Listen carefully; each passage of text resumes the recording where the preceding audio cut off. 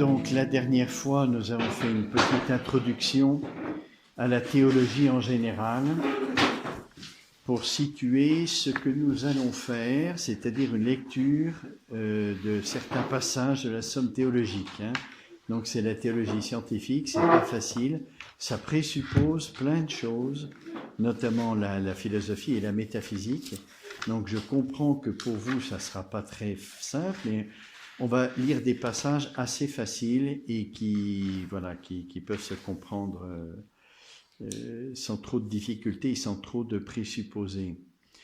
Donc dans cette introduction, je vous rappelais que la théologie, selon l'étymologie du mot, c'est le logos, logie, du théos, de Dieu. C'était le discours sur Dieu. Et le discours sur Dieu révélé, c'est-à-dire c'est Dieu qui nous parle lui-même de son propre mystère. Donc la théologie, elle part de la parole de Dieu, puisque c'est le grand donné qu'on a surnaturel sur Dieu. C'est lui-même qui fait sa théologie, si on pourrait dire, c'est-à-dire qui parle de lui-même. Dieu a choisi un langage humain pour nous parler, et donc ce langage humain nous a été communiqué depuis très longtemps jusqu'à Jésus. Et la théologie essaye de comprendre ce que Dieu nous dit, tout simplement dans sa parole. Alors comme il s'agit d'une parole humaine, vous comprenez que la philosophie, elle a son intérêt pour la théologie, puisque la philosophie essaye de comprendre ce qu'est la réalité, en particulier le bon Dieu, la réalité première, et puis l'homme. Mais comme Dieu nous parle par une parole humaine qui se réfère à des réalités, notre langage, il parle de quoi? De la réalité. Donc, en faisant une philosophie du réel, eh bien, lorsque Dieu nous parle, nous pouvons entrer plus profondément dans sa révélation. Alors, cette parole divine a des dimensions diverses qui vont donner divers développements de la théologie. Donc on a vu ça la dernière fois. La première chose, comme il s'agit d'une révélation, c'est un enseignement. Et donc la première dimension théologique, ça va être le rechercher la lumière dans la parole de Dieu, ce qu'on appelle la théologie scientifique. Vous voyez ? C'est la première chose. Alors je ne dis pas que c'est la première chose qu'il faut faire en théologie, non. Mais c'est la première chose quand on cherche à comprendre ce que c'est que la théologie, ces différentes parties, eh bien, immédiatement, de la révélation, on peut tout de suite comprendre que comme elle est un enseignement, il s'agit d'une théologie scientifique qui cherche la lumière. Qu'est-ce que nous dit Dieu ? La question à laquelle répond la théologie scientifique, c'est qu'est-ce que nous dit Dieu ? Quelle est la signification de sa parole ? Voilà. Là, vous comprenez bien que la philosophie première, c'est-à-dire la philosophie de l'être, est primordiale, puisque la première révélation que Dieu nous fait de lui-même, c'est son nom « Je suis ». Et « Je suis », c'est l'être, comme rédupliqué. Le « je », c'est un être particulier, et le « suis », c'est l'être aussi. Donc si j'ai une philosophie qui cherche à comprendre qu'est-ce que c'est que l'être, eh bien ça m'aide beaucoup en théologie pour comprendre quand Dieu me dit « je suis », qu'est-ce que ça veut dire. Donc première dimension, théologie scientifique. Deuxième dimension, c'est que cette parole nous a été donnée dans le temps. Depuis la création, puisque on a le livre de la Genèse jusqu'au livre de l'Apocalypse. Donc, cet ordre dans lequel Dieu s'est révélé a une signification, puisque ça fait partie de la sagesse de Dieu, qui n'est pas le sens de ce que Dieu nous dit, la signification des paroles de Dieu, mais qui a un sens comme pédagogique. La pédagogie, elle implique un ordre qui a une intelligence aussi. Eh bien ça, c'est le développement de la théologie biblique qui va nous aider à comprendre pourquoi Dieu se révèle de cette façon. Alors on lit en ce moment à table un petit fascicule où on nous faisait noter que la première manière dont Dieu se révèle, non pas par sa parole, mais par ses gestes, c'est la création. Donc, le premier regard qu'on a sur Dieu, c'est la toute-puissance de Dieu. Et puis Dieu se révèle à travers des alliances. Alliance avec Abraham dans sa parole et alliance avec le Christ, des alliances d'amour. Donc deuxième regard sur Dieu, c'est que Dieu est amour. Et il y a un ordre entre la puissance et l'amour. Vous voyez, c'est la toute-puissance au service de l'amour qui est en vue de la révélation de la miséricorde. La miséricorde, c'est la toute-puissance de Dieu au service de son amour. Vous voyez, la théologie biblique nous permet de voir ça d'une manière très, très particulière, autre que la théologie scientifique. Vous voyez ? Et la révélation de la miséricorde de Dieu, c'est la révélation qui nous permet de toucher le mieux combien Dieu est amour. Vous voyez ? Ce n'est pas la nature de Dieu, c'est son action, la miséricorde. Vous voyez la différence entre la théologie scientifique et la théologie biblique, par exemple, la théologie scientifique, ce qui va être objet de contemplation, c'est ce qui est unique en Dieu, il est absolument simple. Absolument simple, il n'y a aucune complexité en Dieu. Ça, c'est objet de contemplation. Voyez ? Et là, en théologie scientifique, on va contempler ça, la simplicité absolue de Dieu, qui vient directement de son être, qui est, on ne va pas entrer dans les détails, mais acte pur, ça veut dire sans aucune potentialité. Dieu n'a pas de potentialité, tout entier en acte. Donc ça fait qu'il est absolument simple. Voilà. La miséricorde de Dieu, bien sûr, elle peut être développée aussi dans une autre dimension de la parole de Dieu, qui est la théologie mystique, parce que Dieu est lumière et amour, et quand il parle, cette parole, elle est le fruit de son esprit et qui est absolument simple. Donc en Dieu, la lumière est l'amour et l'amour est la lumière. Il n'y a pas de distinction en Dieu.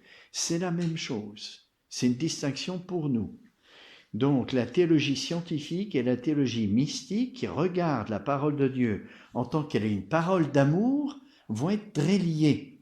Mais pour nous, selon un ordre. Pour nous, il y a un ordre. En Dieu, il y a aussi un ordre, parce que dans la Trinité, les processions en Dieu impliquent un ordre. C'est la lumière qui vient du Père, et avec le Père, la lumière est source de l'Esprit Saint, c'est-à-dire de l'amour. Mais c'est un ordre un petit peu particulier, qui est un ordre de la sagesse de Dieu. Nous sommes à l'image de Dieu, donc cet ordre, si on veut entrer dans la sagesse, il faut que cet ordre soit respecté, la lumière en vue de l'amour. Alors la théologie mystique va expliciter la parole de Dieu en tant que c'est une parole qui vient de l'amour de Dieu. Et puis une dernière dimension qui est la dimension de la parole de Dieu en tant qu'elle est vivante. Elle vient de Dieu qui est le vivant. Et cette parole de Dieu, elle est conservée vivante. Il y a toute une tradition de l'Église. Pourquoi elle est vivante ? Parce que quand je lis la parole de Dieu, elle me lie à sa source. C'est-à-dire à Dieu qui parle. Donc elle est liée directement à sa source. C'est ça une parole vivante. Quand je vous parle, cette parole, elle est liée à ma personne qui vous parle. Une parole écrite, elle n'est plus vivante parce qu'elle est plus liée à sa source. Alors la parole de Dieu, en tant qu'elle est reçue par les saints qui reçoivent la parole de Dieu en tant qu'elle est directement liée à leur source, eh bien cette parole, elle demeure vivante dans la tradition de l'Église, dans la tradition des saints. Et la théologie de l'Église va regarder ce point de vue-là, la parole de Dieu vivante, qui forme la communauté ecclésiale. La théologie de l'Église, c'est une théologie de la communauté qui parle le même langage. La communauté, c'est l'assemblée de ceux qui communiquent entre eux parce qu'ils ont le même langage. Voyez ? Il y a tout un aspect du peuple et de la communauté fondamentalement qui est lié par la parole. Alors, voilà les différentes dimensions de la théologie, avec des exemples que je vous avais donnés. Et on peut tout de suite maintenant, je crois, alors on pourrait donner un exemple pour la théologie aussi de l'Église, c'est regarder, on l'a très peu fait, mais les corrections de cette Église dans le livre de l'Apocalypse, chapitres 2 et 3. Voilà une parole de Dieu qui permet à l'Église de grandir, de croître. Voilà une parole vivante qui est source de la croissance des églises. Et c'est cette église de Jean, c'est l'église totale, universelle, puisque l'Apocalypse est donné à toute l'église, ça fait partie de la révélation. Hein. Alors maintenant, je vous propose simplement d'entrer dans cette lecture de saint Thomas. Nous avons choisi de regarder le traité du Christ, du Verbe incarné, du Rédempteur, qui se situe à la fin de la somme théologique, donc ça présuppose tout. Hein, si on veut creuser, c'est sûr que ça présuppose tout. On va le regarder de telle manière que ça vous donne le goût de cette analyse théologique et de lire un peu saint Thomas aussi. Alors, ça se situe donc au terme de la somme théologique. C'est un écrit de saint Thomas, un écrit de maturité, c'est-à-dire un écrit de la perfection de la réflexion de saint Thomas, au moment où il arrive à un sommet de sa réflexion. Il a écrit beaucoup de choses, hein, aussi saint Thomas, c'est vraiment un rayonnage de la bibliothèque entier. Il a écrit énormément, il est mort jeune, mais il a beaucoup travaillé. Et la somme théologique est vraiment considérée comme le sommet de son œuvre. Alors, c'est vrai qu'il y a des commentaires scripturaires, notamment les commentaires de l'évangile de saint Jean, que la congrégation a traduite, parce que ça n'avait pas été traduit de cette façon-là, en français. Et c'est un traité, le commentaire des Écritures, normalement c'est une théologie, un développement théologique plus spirituel.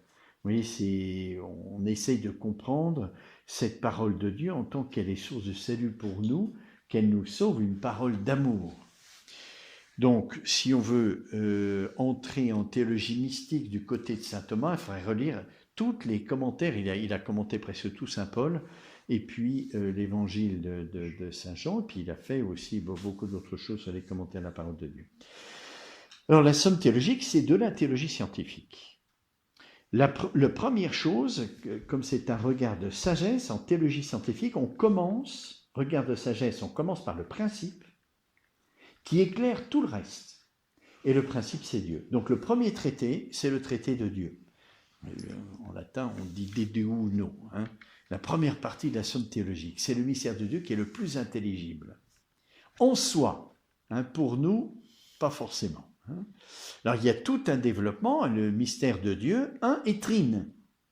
Et puis après, la deuxième partie, c'est ce qui n'est pas Dieu, qui est étudié dans le regard de Dieu. Alors, comment étudier ce qui n'est pas Dieu dans le regard de Dieu?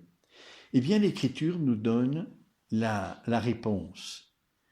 C'est que l'homme a été créé à l'image et ressemblance de Dieu. Donc, si j'ai étudié la théologie du mystère de Dieu, eh bien, je peux étudier son image.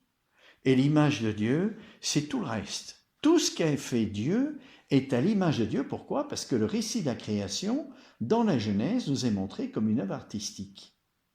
Et l'œuvre artistique, eh bien, ce que fait l'artiste reflète quelque chose de l'auteur. Hein.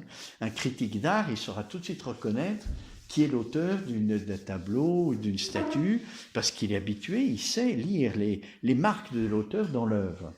Alors, toutes les œuvres de Dieu sont à l'image de Dieu. Mais spécialement, c'est dit dans la Genèse de l'homme, qui est à l'image et à la ressemblance de Dieu. Alors, je vous ai signalé la dernière fois qu'on ne parlait pas des anges, pourtant qui sont encore plus à l'image de Dieu que nous. Mais c'est à dessein, c'est l'Esprit Saint hein, qui est l'auteur principal, Dieu qui est l'auteur principal de l'Écriture, et si on ne parle pas des anges, il y a certainement une raison. Alors, les pères de l'Église, comme je vous ai dit, ils trouvent quand même que ça parle des anges de manière symbolique, à travers les étoiles du ciel, à travers, etc. Mais explicitement, non. C'est l'homme, à l'image et à la ressemblance de Dieu. Donc la deuxième partie, on va se concentrer sur l'image de Dieu. D'ailleurs, c'est ce que dit saint Thomas dans le prologue de la deuxième partie. Après avoir traité de Dieu, on regarde son image. Voilà. Ça, c'est l'ordre d'intelligibilité, vous voyez. On peut regarder l'image quand on a compris, j'allais dire le modèle, entre guillemets, hein, la réalité dont elle est l'image. Alors, qu'est-ce qu'on se rend compte? C'est que dans cette image de Dieu, c'est quoi exactement l'image de Dieu? Eh bien, ça ne peut pas être le corps, c'est l'esprit, puisque Dieu est esprit. Et l'esprit implique, comme Dieu, lumière et amour. Lumière et amour, et puis puissance, hein, capacité de faire, de réaliser, etc. Voilà l'image de Dieu. Mais cette image de Dieu, elle implique du plus et du moins. C'est sûr que je suis plus à l'image de Dieu quand mes facultés sont en acte que quand elles dorment. Parce que Dieu est en acte. Il est acte pur. Donc, plus je suis en acte, plus je suis à l'image de Dieu. Mais ces capacités, c'est l'intelligence et l'amour qui sont faites pour Dieu. Autrement dit, l'analyse de l'image de Dieu, c'est le retour de l'homme vers Dieu. Alors on appelait ça la théologie morale. Vous voyez? Mais si on regarde bien, ce que dit saint Thomas, ce n'est pas du tout une théologie morale, c'est la théologie de l'image de Dieu. Et l'image de Dieu, comme elle est au niveau de l'âme et des facultés de l'âme, qui sont faites pour contempler Dieu et l'aimer, c'est le retour de l'homme vers Dieu. Alors, quand on reçoit la grâce, on est encore plus à l'image de Dieu. Encore plus. C'est pour ça qu'il y a une ressemblance là, ce coup-là. Parce que c'est pas seulement l'image. L'image implique une distance, mais la ressemblance est une similitude. Elle est qualitative, la ressemblance. Alors que l'image est plutôt matérielle, quantitative. L'image est qualitative. Alors, quand on reçoit la grâce, eh bien, ce sont nos capacités de l'âme qui sont ennoblies par la foi, l'espérance et la charité. Or, la foi, l'espérance et la charité nous orientent vers quoi? Vers Dieu. Donc, le retour de l'homme vers Dieu, par la grâce, est encore plus marqué. Mais il y a un obstacle, et l'obstacle, c'est le péché. Alors, le retour de l'âme de l'homme vers Dieu, cette seconde partie de l'analyse théologique, va regarder comment, malgré les obstacles que sont le péché, l'homme peut retourner vers Dieu. Donc on regarde d'abord les actes humains, et puis on voit que ça ne va pas. C'est pas suffisant. On regarde les vertus qui qualifient les actes humains, qui rendent les actes humains parfaits. Eh bien ça ne va pas non plus pour rejoindre Dieu. Et on aboutit au terme, la nécessité de la grâce. En s'appuyant sur la parole de Jésus, sans moi, vous ne pouvez rien faire.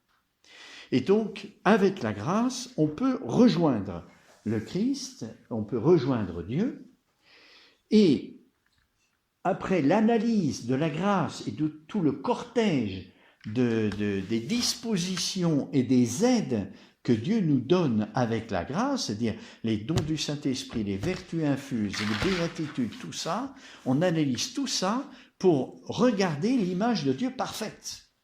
Comment Dieu retourne vers, comment l'homme retourne vers Dieu de façon parfaite. Et après, quand on a fini cette seconde partie du retour de l'homme vers Dieu, on regarde la source, c'est-à-dire la source de la grâce qui est le Christ. Vous voyez, dans la deuxième partie, on regarde comment l'image de Dieu est pleinement image de Dieu, elle est pleinement image de Dieu quand elle retourne vers Dieu. C'est-à-dire en acte de ses facultés de l'âme et en acte de la foi, l'espérance, la charité, avec toutes les aides de l'Esprit Saint. Là, l'image de Dieu est plénière. Vous voyez? Ça, c'est un regard, j'allais dire, pas générique, c'est faux, hein, mais c'est un regard très général. Mais ça ne suffit pas parce que cette grâce qu'on a, elle est spéciale, elle est chrétienne. C'est pas une grâce en soi, c'est la grâce chrétienne. Et donc, dans la troisième partie de la théologie, on va regarder ce qu'il y a de plus spécifique, spécifique, c'est pas le terme juste, hein, mais de propre au retour à l'image de Dieu, c'est-à-dire la grâce chrétienne. La grâce chrétienne, mais regardez en théologie scientifique, hein, parce que le vrai regard sur la grâce chrétienne, ça serait la théologie de l'Église, vous comprenez bien, hein, les sacrements. En théologie scientifique, on va regarder la source, le principe. Là où se trouve la lumière sur la grâce chrétienne, eh bien c'est dans sa source, c'est le Christ. Parce que la grâce chrétienne est une participation à la grâce du Christ. Donc, pour regarder la grâce chrétienne, il faut que je regarde la grâce du Christ. Donc, je regarde qui est le Christ. Vous voyez, on pourrait regarder cette dernière partie de la somme théologique du mystère de Christ, le Verbe fait chair, comme nous dit Saint Jean dans le prologue, en se disant, bah oui, première partie c'est Dieu, deuxième partie c'est l'homme, l'image de Dieu, on assemble ça, on fait la synthèse, c'est le Christ. Et donc, la troisième partie de la somme théologique est la synthèse, vous voyez, du mystère de Dieu, du mystère de l'homme, de l'image de Dieu qui retourne vers son Dieu. Je crois qu'il y a un regard qui est plus pénétrant que ça et qui est plus propre à l'ordre de la théologie scientifique. C'est regarder le mystère de Dieu et dans la lumière du mystère de Dieu, son image. Et c'est dans l'image qu'on voit que cette créature, elle retourne vers sa source. Voyez ? Et pour retourner vers sa source, à cause des obstacles, eh bien, on a eu un sauveur qui est le Christ, le dernier. Le dernier moyen qui nous est donné à travers la grâce, elle vient du Christ. Voilà. Donc ça, je crois que c'est vraiment l'ordre de théologie scientifique de toute la somme théologique. Hein. C'est pas l'homme et Dieu qu'on met ensemble parce qu'on sait que le Christ. Parce que là, ça serait regarder simplement le traité de l'incarnation. Or, regardez ce que dit saint Thomas dans le prologue. Je vous lis.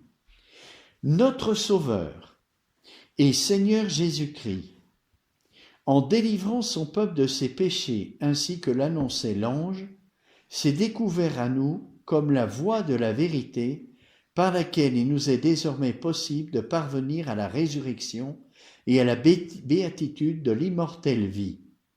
Pour achever l'exposé théologique que nous avons entrepris, il apparaît donc nécessaire, après avoir traité de la fin ultime de la vie humaine, des vertus, des vices, de considérer maintenant le Sauveur des hommes en lui-même et dans les bienfaits dont il a gratifié le genre humain. Mais tout le traité du Verbe incarné, il est en vue de la rédemption. Ce que regarde la troisième partie, c'est le Sauveur. C'est pas l'incarnation, c'est le Sauveur. Alors, il y a toute une partie d'incarnation, bien sûr, hein, mais c'est le Sauveur qui est le thème principal de la troisième partie. C'est le traité du Sauveur. Voilà, pour les raisons que je viens de vous développer. Nous envisagerons d'abord le Sauveur lui-même, puis ses sacrements par le moyen desquels nous nous sauvons. Enfin, la consommation de la vie immortelle à laquelle il nous fait parvenir par la résurrection. Donc, pour regarder le traité du Sauveur, celui qui nous sauve, l'Emmanuel, Dieu avec nous, eh bien, on regarde qui est le Christ. Pourquoi ? Parce que comment le Christ nous a sauvés ? Il nous a sauvés à travers sa parole et ses actes. Donc, pour comprendre mieux ce que dit le Christ et comment il agit, à travers les sacrements, par exemple, hein, eh bien, il faut situer sa personne. Qui est le Christ ? Qui est le Christ ? Au sujet du Sauveur, il nous faudra étudier, premièrement, le mystère de l'incarnation, qui est le mystère d'un Dieu fait homme pour notre salut. En second lieu, la vie et les souffrances du Dieu incarné. En premier lieu, donc, comme un regard, c'est le regard que nous donne le prologue de Saint Jean, au fond. Hein. Saint Jean est le seul à nous présenter le Christ comme le Verbe fait chair, voyez, le Verbe incarné. Tous les autres évangiles parlent du Christ comme le Fils de l'homme. C'est seul Saint Jean qui nous montre, et c'est là où on voit que c'est un regard de sagesse, parce que c'est à partir de la Trinité, le Verbe. C'est la Trinité qui s'est fait chair. Donc à partir du mystère de Dieu, regard sur le Christ, c'est le Verbe fait chair. Donc, on commence le traité du Sauveur par des questions, hein, et les questions sont subdivisées en sous-questions, et chacune fait l'objet d'une réflexion, d'un raisonnement.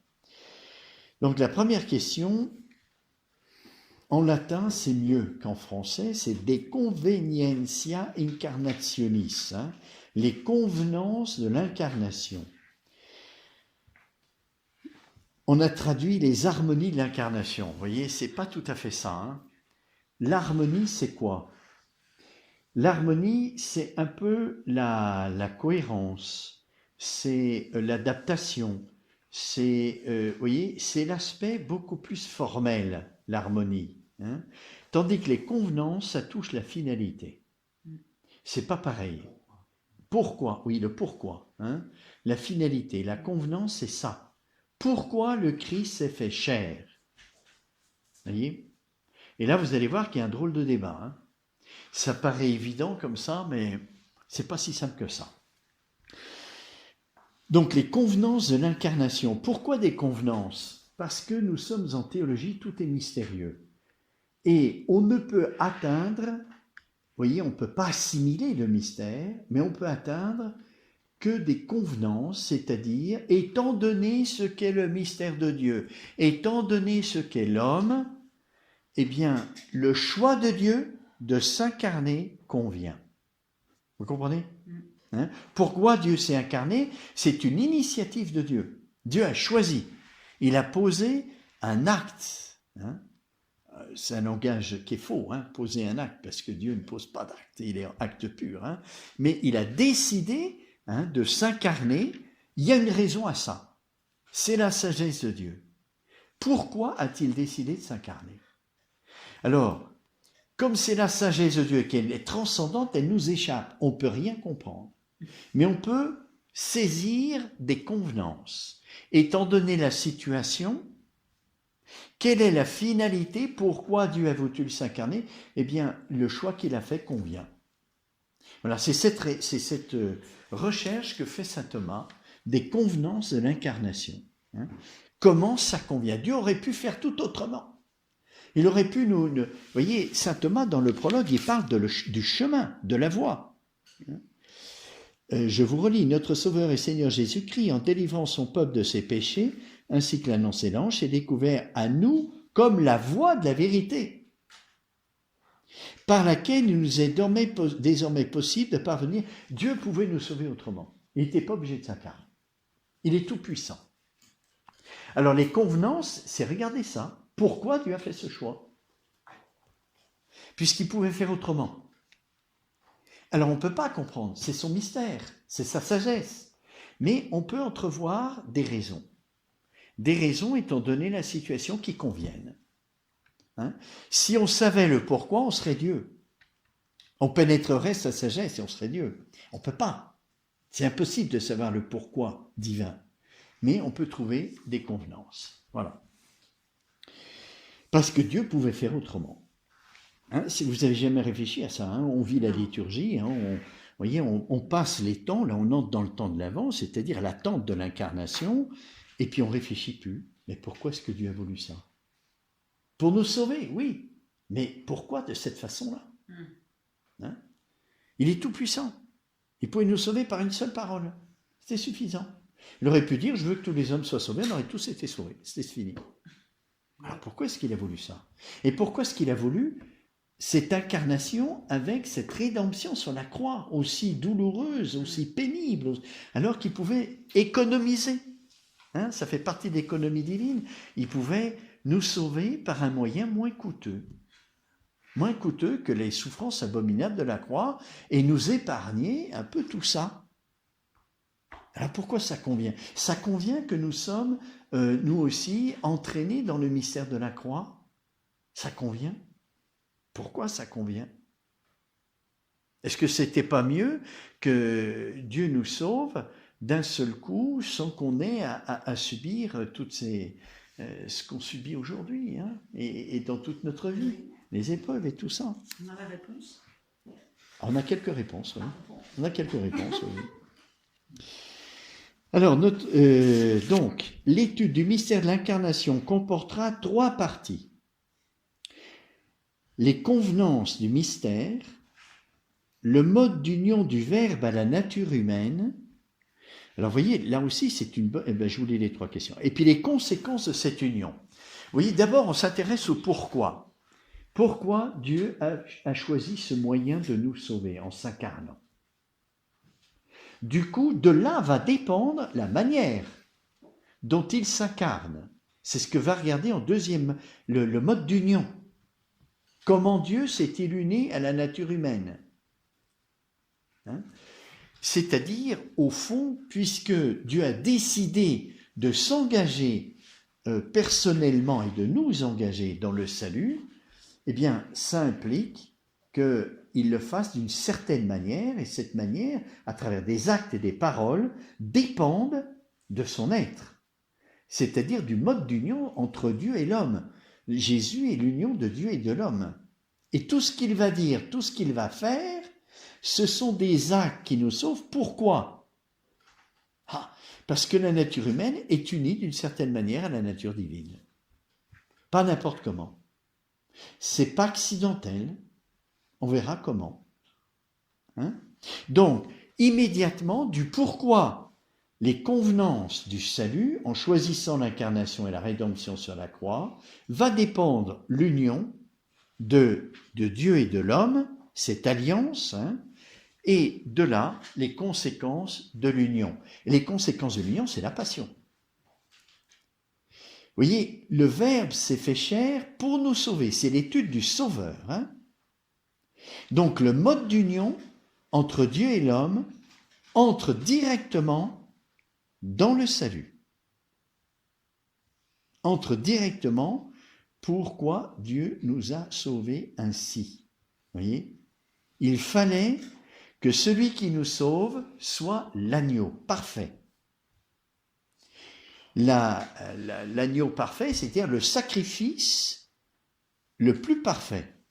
Eh bien, si vous voyez et vous étudiez l'union de Dieu et de l'homme, on se rend compte qu'effectivement, que Dieu a tout prévu pour que le Christ soit l'agneau. On ne peut pas le voir autrement. Ça, c'est vraiment le regard de théologie scientifique. Vous voyez ? Je vous en ai donné quelques aperçus la dernière fois, c'est-à-dire que la nature humaine, elle est liée au Verbe de Dieu à tel point que le Christ ne devait pas mourir. Vu l'union entre l'homme et Dieu, il ne pouvait pas mourir, sauf un coup mortel, mais qui a lieu après la mort, justement. Il pouvait être blessé et il ne pouvait pas mourir, parce qu'il avait une vitalité qui n'est pas celle de la nature humaine seulement, mais la vitalité divine, qui est infinie. Et donc, il avait une capacité de souffrir dans la durée sans fin. Si on ne fait pas l'analyse du mode d'union, on ne peut pas comprendre ça. Vous voyez, on débouche tout de suite en théologie mystique, là, vous voyez. La théologie scientifique nous donne une grande lumière pour comprendre le don d'amour de Dieu. Il fallait que le Christ soit complètement agneau. Et cette union de la nature humaine avec le Verbe de Dieu fait que la nature humaine a une capacité de souffrir, pas seulement à cause de la vitalité qu'il a, mais qui est unique. Unique parce que cette matière, alors au point de vue matériel et au point de vue spirituel, parce que la matière du Christ, elle est parfaite, son corps, il est parfait. Et donc, il avait une capacité de souffrance bien plus élevée que n'importe quel homme. Et pareil au plan spirituel, une âme parfaite. Donc une capacité de souffrir dans son âme bien plus grande, infiniment, il y a un abîme, hein, infiniment plus grande que celle de n'importe quel homme. Donc il était vraiment l'agneau. Tout était fait pour qu'il soit le sacrifice le plus grand qui soit.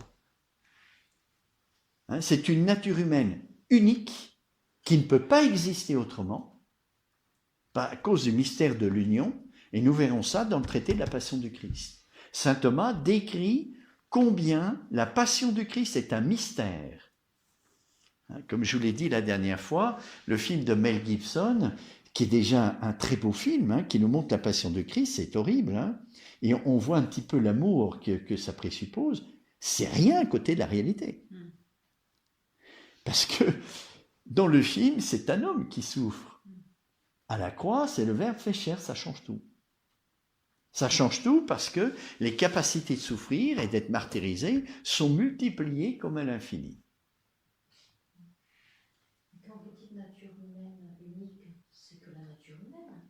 C'est une vraie nature humaine, mais qui est dans un état de perfection qui est unique. Vous voyez, que nous, on ne peut pas connaître, on est tous pécheurs. Qui n'a rien à voir avec le divin. Comment? Non, nature humaine, âme et corps. Âme et corps, hein?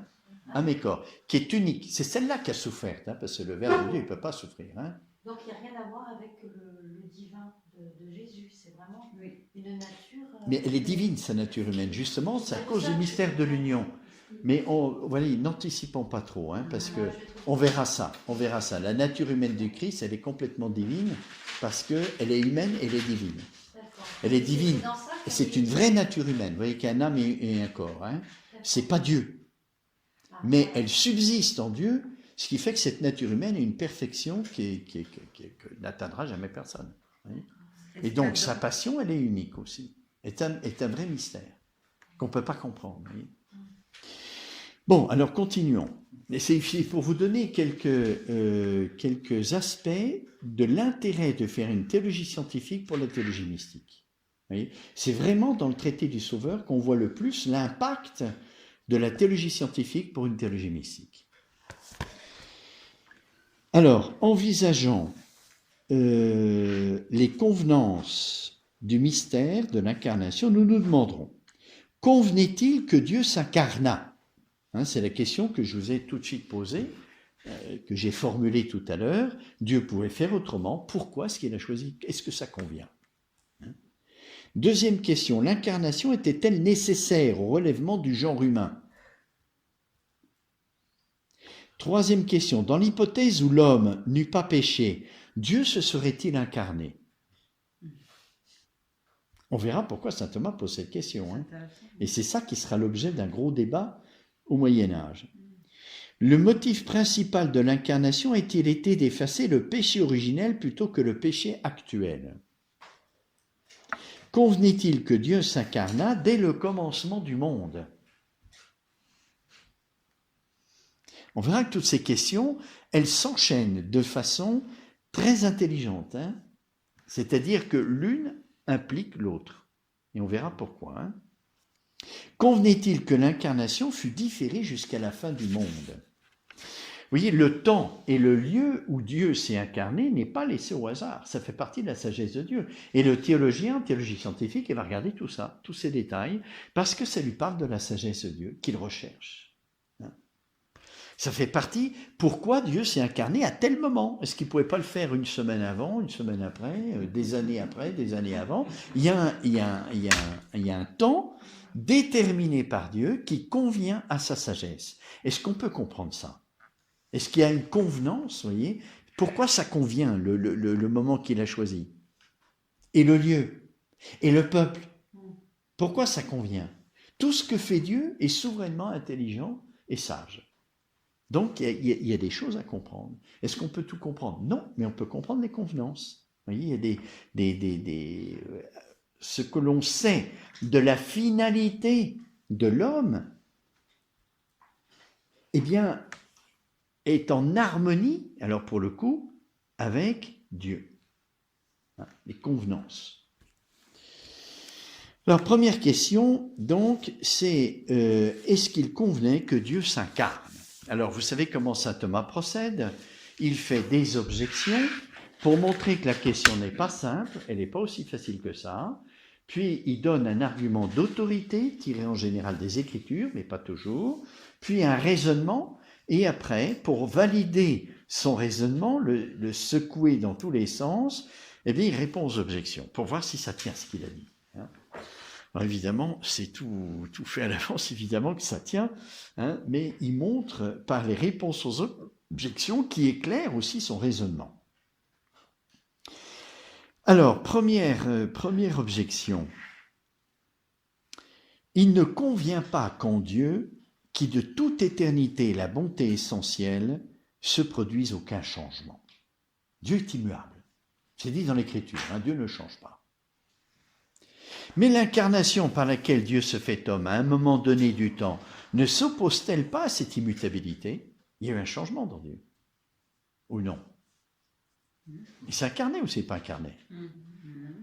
Avant, il était Dieu Trinité, puis tout d'un coup, il s'incarne. Alors, il y a un changement. Dieu est plus immuable? Hein, si on vous demandait de répondre, hein, qu'est-ce que vous diriez? C'est pas si simple. Hein? Ah bah si, bah il change.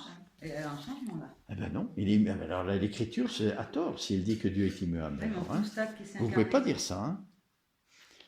L'Écriture ne peut pas être récusée. Vous voyez? La parole de Dieu, elle ne passe pas. Si Dieu est immuable, eh bien, même avec l'incarnation, il reste immuable. C'est ça qu'on doit dire. Hein. Mais pourquoi? Pourquoi? Vous voyez, alors on regarde pour les convenances d'incarnation, vous voyez, ayant étudié le mystère de Dieu, et le mystère de Dieu, dans le mystère de Dieu, il y a l'immutabilité. On regarde les convenances. Ce qu'il a fait, s'incarner, est-ce que ça convient à son être qui est immuable? Vous voyez? Ayant étudié le mystère de Dieu, son être, simplicité absolue, infini, intelligent, bon, tous les attributs de Dieu, tout ce qu'on attribue à Dieu, que la parole de Dieu lui attribue. Hein. L'incarnation, est-ce que ça convient à la bonté essentielle de Dieu? Hein. Là, c'est lié à l'amour. Hein. Je regarde en latin si c'est bien ça, hein, parce que saint Thomas écrit en latin et parfois les traductions, c'est pas toujours. Alors, videtur quod non fuere convenias Deus incarnari, cum enim ab aeterno Deus sit ipsa essentia bonitatis, sic optimum est ipsum esse sicut ab aeterno fuit. Oui, il est immuable dans sa bonté. Il ne change pas dans sa bonté. Immuable. Il n'y a pas de mouvement. Oui, c'est pas comme pour nous l'amour. Hein. L'amour implique un mouvement. Il y a un acte nouveau qui naît. Et puis de cet acte, il y a d'autres actes qui vont être produits. Et l'amour progresse comme ça. Dieu est l'amour en acte. Alors si Dieu se donne dans l'incarnation, au point de vue de l'amour, est-ce que ça ajoute quelque chose à l'amour de Dieu? Hein, nous, on dit il faut que l'amour s'incarne. Sinon, un amour qui ne s'incarne pas, ce n'est pas un véritable amour. Parce que l'incarnation de l'amour permet à l'amour de grandir. Hein, c'est un don. Est-ce qu'on peut projeter sans Dieu? Non. Il est immuable. Alors ça veut dire quoi? Ça veut dire quoi qu'il s'incarne, vous voyez, par rapport à son amour substantiel et immuable? Il y a un don nouveau ou pas?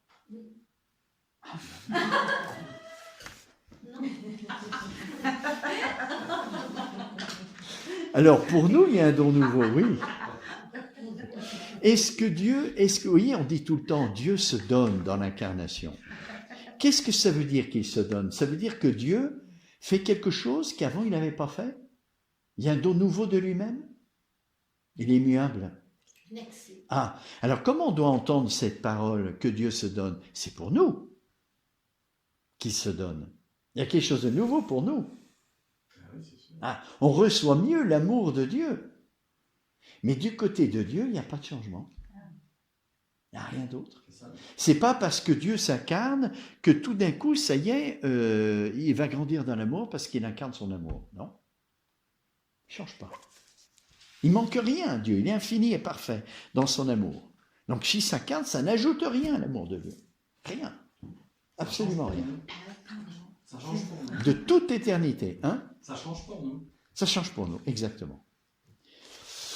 Alors, deuxième objection, il n'est pas sage d'unir des éléments disparates pour constituer un être.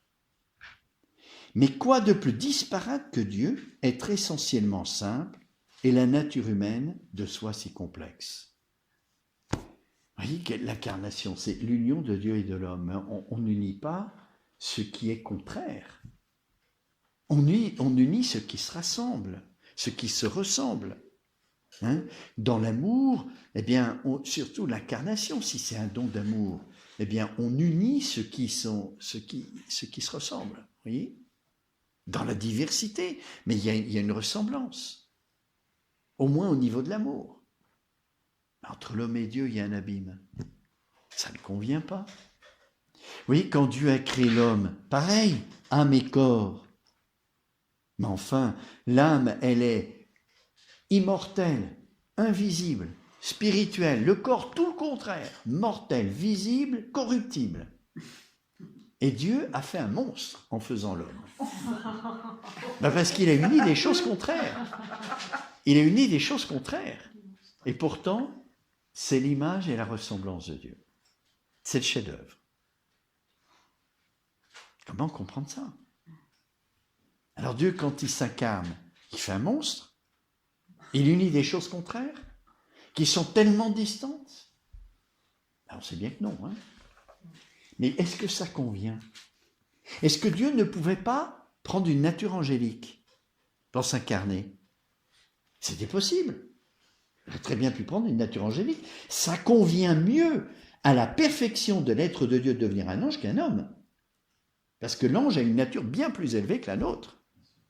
Et donc, pour lui, c'était s'abaisser beaucoup moins de devenir un ange qu'un homme. Pourquoi s'abaisser comme ça? Est-ce que ça convient? Si je regarde la perfection de la nature divine, c'était beaucoup mieux qu'il prenne une nature angélique. Et cette nature angélique aurait pu prendre l'apparence de l'homme. On voit ça dans le livre de Tobie, l'archange Raphaël, qui a pris l'apparence d'un homme. Et Tobie, il a vu que du feu. Il a cru que c'était un homme, alors que c'était un ange. Et quand l'ange lui a dit « Je suis l'archange Raphaël », les bras de Tobie lui sont tombés. Hein, il n'avait rien vu du tout. Et donc, si Dieu avait décidé de nous sauver sur la croix, il pouvait prendre une nature angélique qui aurait pris l'apparence de l'homme, et nous, on n'aurait vu que du feu, comme Tobie. Il n'a pas fait ça. Mais il y a un dessein, il y a une sagesse de Dieu. Pourquoi? Pourquoi Dieu n'a pas fait comme ça? C'est les convenances de l'incarnation. Vous voyez, le théologien, il va je ne dis pas dans le détail, mais il cherche la lumière, le pourquoi. Pourquoi Dieu agit comme ça? Mais vous n'êtes jamais posé ces questions-là. Hein? Non, Ah pas ben voilà. voilà. Ah ben, il faut vous les poser, vous voyez. Parce que quand on se les pose, ça permet d'entrer plus dans le mystère de Dieu. Mais je crois que c'est qu'on n'ose pas se poser ces questions-là. Non, c'est pas un reproche. Hein. Mais c'est difficile. Mais moi aussi, avant de dire Saint Thomas, je ne me suis jamais posé ces questions. Hein, c'est grâce à ce maître qu'on arrive à poser des questions. Jamais on serait posé ces questions-là. Oui. Mais c'est ayant étudié l'être de Dieu, avec toutes ses qualités, vous voyez, ses manières d'être qui sont absolument parfaites, quand on voit l'incarnation, on se dit, mais c'est pas possible. Ça convient pas à l'être de Dieu, qui s'unisse à l'homme. C'est pas possible. Il aurait mieux fait de prendre un ange. Et Père, est-ce que Saint Thomas s'est posé une question? Parce qu'on aurait pu conseiller à Dieu de prendre juste la partie la plus noble de la nature humaine, L'âme. juste s'unir à notre esprit. Voilà. À la femme. Voilà. À la femme. Pas le corps. Pas le corps, oui, tout à fait. Est-ce que ça existe déjà? Est-ce que vous dire que quand quelqu'un qui est pris par l'Esprit Saint, c'est comme il a juste Dieu qui a pris... Alors je crois que c'est la même objection, vous voyez. C'est la même objection, vous voyez ici. Hein. Il n'est pas sage d'unir des éléments, parce que même l'âme humaine, elle est très disparate par rapport, même si c'est beaucoup plus noble que le corps humain, c'est quand même, il y a un abîme infini entre Dieu et notre âme. Hein. Ou juste l'esprit. Comment? Ou juste l'esprit, la partie la plus spirituelle de notre âme. Oui, l'esprit, oui, bien sûr. Mais même, il y a un abîme infini. Hein. Donc c'est la même question, je crois. Mais ça rentre dedans. Alors, là aussi, j'ai explicité. Hein. Saint Thomas ne pose pas la question comme ça. Hein. Mais c'est dedans. Vous voyez. Troisième objection. Donc, vous voyez, la première objection, c'est l'amour divin, immuable. Deuxième objection, c'est l'absolue simplicité de Dieu. Hein, toutes les qualités que saint Thomas a étudiées dans le De Deum. Troisième objection. Dieu souverain bien ne peut pas s'unir au mal. Or, n'y a-t-il pas du mal dans tout être corporel? Vous voyez, l'opposition manichéiste. Hein. Le corps est mauvais. Hein, et la nature humaine est pécheresse. Alors même si on ne parle pas du mal moral, le fait que la nature humaine soit si limitée, vous voyez, c'est quand même quelque chose de négatif par rapport à l'être de Dieu qui est infini. Vous voyez, est-ce que ça convient que l'être de Dieu qui est sans limite assume une nature humaine qui est si limitée, même si c'est la nature humaine du Christ? Est-ce que ça convient? Voyez? Alors Dieu, le souverain bien, ne peut-il pas s'unir, ne peut pas s'unir au mal. Malitia, hein, alors, en latin, distat corpus assumo spiritu, sicut malitia summa bonitatis. Vous voyez, on compare l'union du corps à Dieu, à travers l'incarnation, à la souveraine bonté et la malice. Il y a tellement de distance que c'est comparable. La malice et la souveraine bonté. Sed omnino esset inconveniens quod Deus, qui summo bonus bonitas maliciam assumeret. Ergo non est conveniens. Vous voyez, c'est pas la malice au sens du vice, hein. C'est la malice au sens du mal qui est la limite. Voilà. Quatrième objection, vous voyez, 4 objections quand même. Hein. L'infiniment petit ne peut pas contenir l'infiniment grand. Celui d'autre part qui gère de grandes choses ne doit pas s'occuper des détails minimes. Et voici comme l'écrit Volusianus à saint Augustin, que celui que l'univers ne peut contenir s'enferme dans le corps vagissant d'un enfant. Voici que le maître du monde consacre tous ses soins à une frêle créature. Est-ce que ça convient, ça, Dieu qui est infini? Là, c'est l'infinité de Dieu. Hein? L'infini ne peut pas être contenu. Impossible. Parce qu'il est infini, il déborde tout. Donc, s'unir à la nature humaine, même quand il habite, on dit qu'il habite dans nos âmes, qu'est-ce que ça veut dire? Il ne peut pas être contenu dans une âme. Il est infini, il déborde de tout. Je dois même dire qu'il est dans la table. Si Dieu n'était pas dans la table, il y aurait une limite à l'être de Dieu. Il ne serait plus infini. Je dois dire qu'il est dans la table, mais sans tomber dans le panthéisme. Hein? Ah, parce que Dieu est transcendant. Alors il peut être dans la table sans panthéisme. C'est à cause de la transcendance de Dieu. Il est partout. Partout, partout, partout. Oui. C'est un mystère, hein, on ne peut pas comprendre. Hein. Là, on plane dans le mystère. Hein. Alors, l'infini, Dieu est infini. Est-ce que ça convient qu'il s'incarne, c'est-à-dire qu'il s'unisse à une réalité si limitée qu'est la nature humaine? Vous voyez, on prend donc quelques attributs de Dieu qu'on a étudiés dans la première partie pour montrer, pour mettre en question la convenance de l'incarnation, étant donné ce qu'est Dieu. Vous voyez, en dehors du but pour lequel Dieu s'est incarné, qui est de nous sauver, on regarde d'abord l'être de Dieu. Est-ce que ça convient à son être? Oui, première chose. Alors, l'argument d'autorité, hein, c'est des objections fortes. Hein, si vous deviez répondre hein, sur un morceau de papier, vous seriez bien en panne. Hein. Ah oui, c'est clair. Bon. Alors, le 7 contra, c'est-à-dire l'argument d'autorité. Que dit saint Thomas? Il apparaît de la plus haute convenance que par les choses visibles soient manifestés les attributs invisibles de Dieu. Le monde entier a été créé dans ce but, selon la parole de l'apôtre, les invisibles perfections de Dieu se découvrent à la pensée par ses œuvres. Mais précisément, comme le note saint Jean Damascène, par le mystère de l'incarnation, nous sont manifestés à la fois la bonté, la sagesse, la justice, la puissance de Dieu. Sa bonté, car il n'a pas dédaigné d'épouser l'infirmité de notre propre chair. Sa justice, car l'homme ayant été vaincu par le tyran du monde, Dieu a voulu que ce tyran fût à son tour vaincu par l'homme. Et c'est en respectant notre liberté qu'il nous a arrachés à la mort. Sa sagesse, car à la situation la plus difficile, il a su donner la solution la meilleure. Sa puissance infinie, enfin, car il ne peut y avoir rien de plus grand qu'un Dieu fait homme. Il convenait donc que Dieu s'incarnât. Alors, si je regarde l'être de Dieu, ça semble complètement fou. Complètement fou, parce que ce mystère de l'incarnation semble complètement contraire à l'être de Dieu. Si je regarde la finalité, vous voyez, pas seulement les harmonies qu'avec l'être de Dieu, hein, l'harmonie avec l'être de Dieu, l'aspect formel. Mais si je regarde la finalité, et la finalité c'est le salut, mais comment se fait le salut? Par la révélation du mystère de Dieu.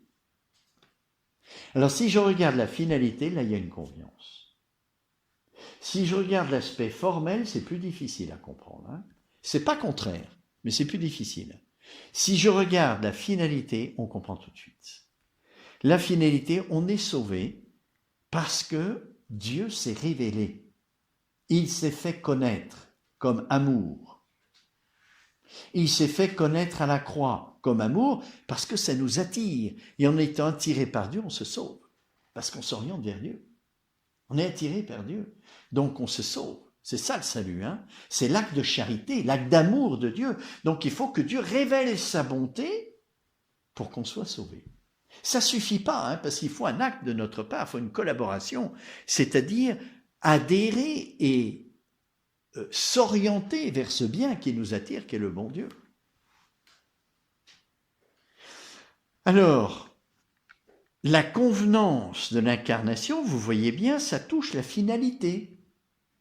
Dieu a choisi ce moyen qui est le meilleur pour nous sauver, parce qu'en prenant ce moyen, il se révèle. Par son incarnation et encore plus à la rédemption. Encore plus à la rédemption. Mais déjà par l'incarnation. Hein. Donc, l'argument d'autorité, vous voyez là, saint Thomas cite, il s'appuie sur saint Paul dans l'Épître aux Romains, que déjà la création du monde révèle le mystère de Dieu. Hein, la création est déjà une révélation du mystère de Dieu, de l'auteur.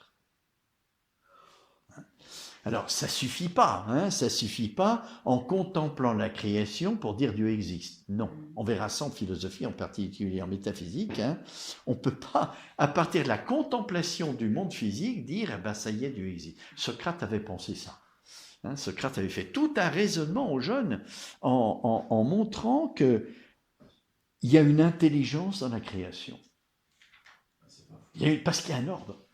Il y a un ordre. Même si, oui, c'est bien sûr que c'est vrai, hein, il y a un ordre et il y a une perfection dans cet ordre. Même si la perfection n'est pas absolue, il y a quand même un ordre. Et cet ordre, d'où il vient? Et Socrate dit, ben voilà une preuve de l'existence de Dieu. Alors c'est pas scientifique, hein, en philosophie, on ne peut pas dire ça. Hein, parce qu'il y aura tous les scientifiques du monde qui vous diront l'adaptation, vous savez, l'évolution hein, fait qu'on tend toujours vers la perfection, qui est de plus en plus complexe. Et donc, si le monde existe depuis des milliers d'années, c'est pas étonnant qu'on arrive à cette perfection de l'ordre maintenant. Ça s'explique scientifiquement. Ce qui dit, c'est pas vrai non plus. Mais bon. Alors, vous voyez, les premiers philosophes, hein, ils ont découvert l'existence de Dieu, ils avaient l'intuition hein, qu'il y a un ordre, et cet ordre vient d'une sagesse qui dépasse la nature humaine, parce que l'homme n'aurait jamais pu faire ça. Un cosmos aussi ordonné, aussi beau, aussi... Alors, ce qui est très, très intéressant, c'est que Socrate prend... mais je ne vais pas faire un cours sur Socrate, on l'a fait ce matin, il prend le point de vue artistique. Comme s'il avait eu la révélation que Dieu révèle sa création comme un art. Premier jour, deuxième jour, troisième jour, et puis à notre image et notre ressemblance. Il dit la création est comme un art, l'œuvre d'un artiste. Bon. Mais comment est-ce qu'on sait que Socrate a dit tout ça parce qu'il n'a rien écrit? C'est Platon qui rapporte ça, oui, ça. Dans le Thé et Tête en particulier, mais dans tous les dialogues où il fait intervenir Socrate tout le temps, les dialogues. Hein. Mais père, mais ça veut dire qu'il a touché, il a découvert le Dieu créateur, il a dépassé les idoles. Il a dépassé? Est-ce qu'il a dépassé les idoles? Est-ce qu'il a découvert le Dieu créateur? Je crois pas. Il dit qu'il y a... Il découvre une réalité première qui est la source du cosmos, hein, mais il est encore dans le polythéisme, Socrate, hein, malheureusement. Hein. Parce qu'Aristote, il a dépassé. Aristote, oui, il a dépassé, oui. C'est le seul, c'est le premier. Hein. C'est pour ça qu'Aristote est grand, hein, parce qu'il a dépassé sa culture par la recherche de la vérité. Quand on recherche la vérité, on est au-delà de la culture. Alors Dieu qui nous donne la vérité première, le Verbe, hein, qui est la vérité, je suis le chemin, la vérité et la vie, il est au-delà de toutes les cultures. Comment on n'a pas été brûlé ou empoisonné? Hein? Comment on n'a pas été martyrisé? Martyrisé, pourquoi? Je ne comprends pas le sens. Pour avoir découvert Dieu unique. Ah oui, ben oui, Socrate a dû boire la ciguë, et Aristote, il a été aussi, il s'est enfui à un moment donné. Hein. Oui.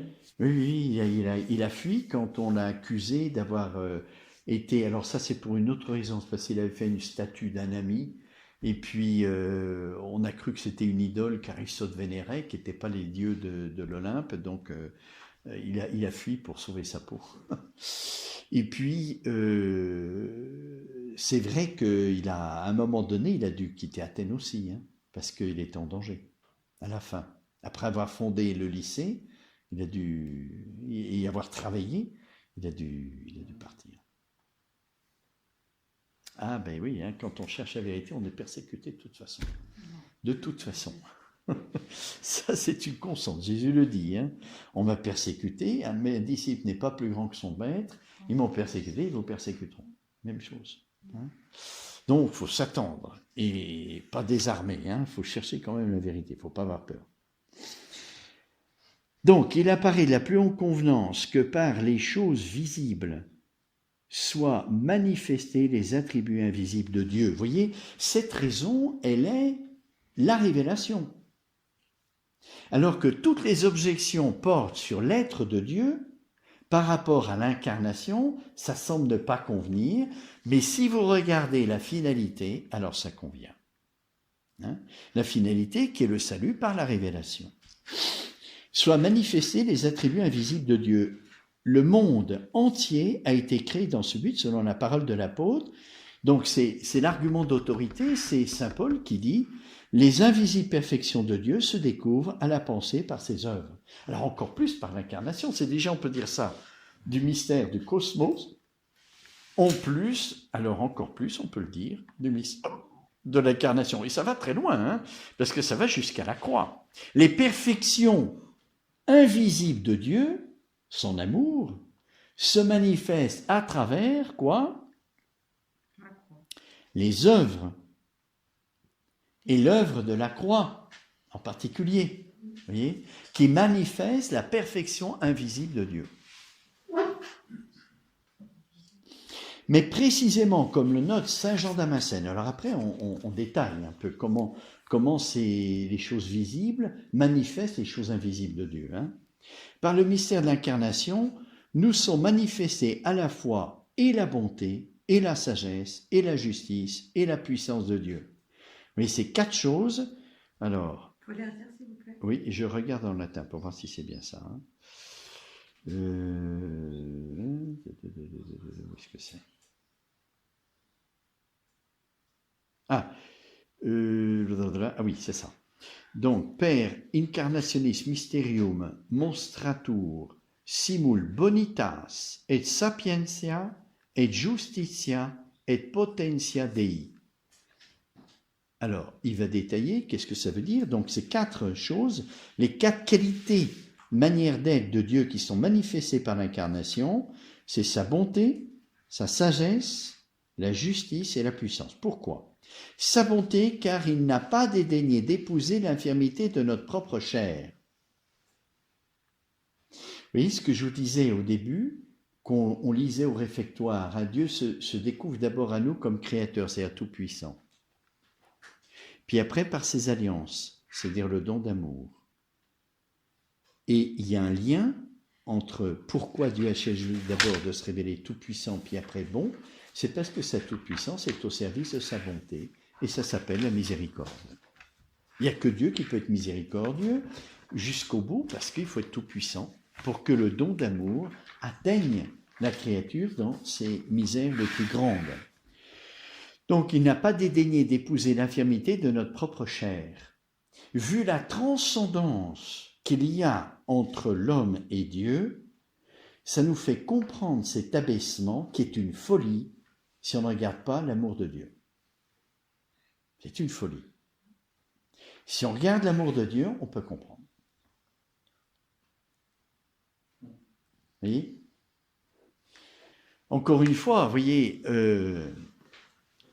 Dieu aurait pu, par exemple, s'incarner à l'âge adulte. Il a créé Adam et Ève, apparemment à l'âge adulte. Il aurait pu s'incarner à l'âge adulte, il est tout puissant pour faire ça. Il a choisi de s'incarner dans le sein de la Vierge Marie, c'est-à-dire de devenir, d'être lié à un amas de cellules, quoi. De cellules humaines. Qu'est-ce que c'est que Dieu par rapport à une cellule humaine? C'est quasi le néant. Quasi le néant. Dieu est tellement transcendant. Mais Dieu nous aime tellement qu'il n'a pas regardé la distance. L'amour fait que les distances sont brûlées. Plus Dieu s'abaissait dans l'incarnation, plus il manifestait la folie de son amour. Il n'y a qu'en théologie scientifique qu'on peut montrer ça. Parce que la notion de la transcendance de Dieu, je l'ai en métaphysique. La philosophie de l'être. Je touche quelque chose à la transcendance de Dieu. Et donc, plus Dieu s'abaisse, plus ce n'est intelligible que s'il nous aime à la folie. Quand on aime à la folie, on fait des folies. Vous voyez, alors il a choisi non pas de s'incarner à l'âge adulte, mais dans l'embryon, comme un embryon, il est devenu embryon, pour manifester encore mieux son amour. Il a choisi la manière de l'abaissement le plus grand qui soit. Le plus grand qui soit. Vous ne pouvez pas s'abaisser plus que ça pour devenir un homme. Il a pris pour venir dans le monde la voie la plus commune de tous les hommes pour être plus proche de nous. C'est l'Emmanuel, Dieu avec nous. Alors, ça veut dire une proximité. Et pour être encore plus proche, il s'était incarné à l'âge adulte, il y aurait quand même quelque chose qui ne soit pas proche de nous. Nous, on est tous nés dans le sein d'une maman. Donc, il a fait ça pour être plus proche de nous. Le péché nous coupe de Dieu. Alors, qu'est-ce qu'il fait? Comme le péché nous empêche de rejoindre de Dieu, c'est lui qui vient. Nous, on ne peut plus. Avec le péché, on ne peut plus le rejoindre. Alors, c'est lui qui vient. C'est la réponse d'amour. Vous voyez, Dieu, au péché, il ne donne pas une réponse de châtiment, de punition. Il donne une réponse d'amour. Il vient. Parce qu'on ne peut plus le rejoindre, alors c'est lui qui vient. C'est incroyable, hein? Ah oui, il fallait vraiment être Dieu pour penser à des choses pareilles. Ah oui, oui. Absolument extraordinaire. Ah ben oui, il n'y a que Dieu qui peut faire ça. Et dans une étape. Bon. Sa justice. Car l'homme ayant été vaincu par le tyran du monde, Dieu a voulu que ce tyran fût à son tour vaincu par l'homme. L'homme a perdu sa dignité en obéissant au serpent. Et Dieu qui nous aime tellement, il ne veut pas qu'on reste dans cet état, vous voyez, où on peut se morfondre. Hein. Cet état où on a tout perdu par notre faute. Alors il veut redonner à l'homme sa dignité en le sauvant par l'homme. Vous voyez que ça fait partie de l'amour de Dieu, vous voyez. Quand on aime quelqu'un, eh bien, on veut qu'il soit noble, on veut l'ennoblir, on veut qu'il soit... Vous voyez, et l'homme s'est dégradé par le péché, et Dieu, au lieu de le punir et de le châtier, mais même si c'est ce qu'il fait quand même un tout petit peu, parce qu'on doit porter les conséquences de nos fautes, il lui redonne toute sa dignité, en permettant que ça soit un homme qui sauve l'homme. Enfin, un homme-dieu, hein, évidemment, hein, mais quand même, par une nature humaine. Il veut nous redonner toute notre dignité, par Jésus-Christ. C'est quand même étonnant, hein. Jusqu'où ça va, hein. Il ne se contente pas de s'abaisser, hein, mais il veut nous réennoblir. Donc, ce tyran fut à son tour vaincu par l'homme, et c'est en respectant notre liberté qu'il nous a arrachés à la mort. Sa sagesse, car la situation la plus difficile, le péché de l'homme, il a su donner la solution la meilleure. La sagesse de Dieu.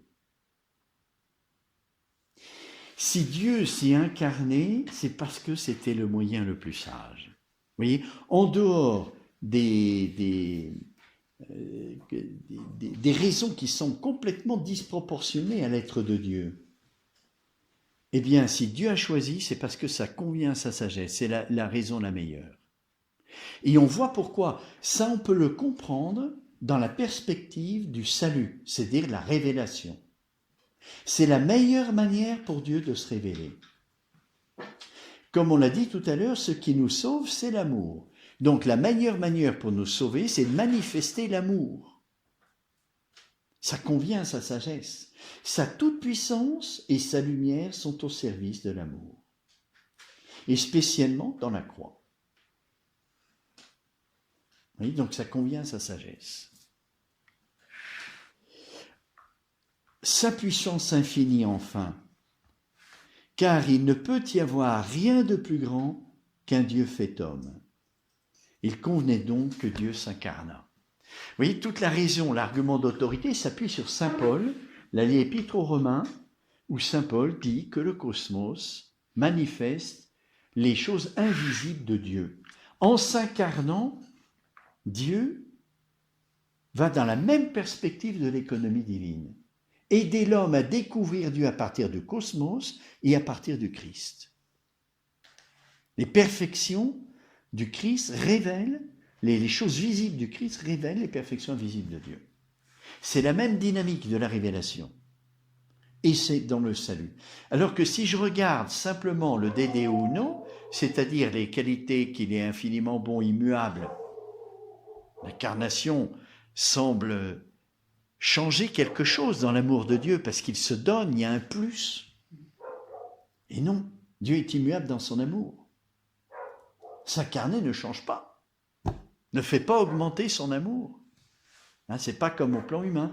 Alors on regarde son amour. La deuxième, c'est la simplicité. L'homme est si complexe, on ne peut pas unir des choses. Vous voyez. Et puis ensuite, la limite de la nature humaine et puis son étroitesse. Alors que Dieu est infiniment grand et magnanime. Vous voyez, quand il dit celui d'autre part qui gère de grandes choses ne doit pas s'occuper des détails minimes. Ça, c'est la magnanimité. Le magnanime, il s'occupe des choses importantes parce qu'il sait qu'il peut les faire. C'est pas par vanité ou par orgueil. La vraie magnanimité, hein. C'est des personnes qui ont des qualités, qui savent qu'ils peuvent faire des grandes choses et que les autres ne pourront pas, donc ils s'y engagent. Et du coup, eh bien, il met un ordre. Et les choses minimes, il s'en occupe pas. Non pas par dédain ou par mépris, mais c'est parce qu'il a compris qu'il pouvait faire des choses vu les qualités qu'il a. Alors il s'y adonne à fond.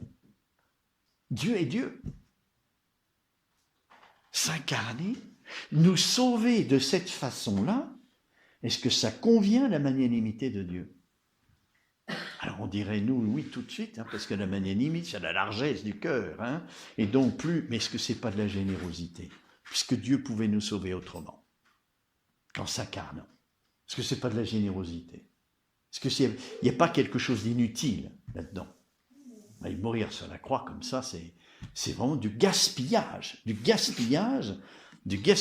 souffrance et de voilà, Dieu pouvait nous sauver par une seule parole.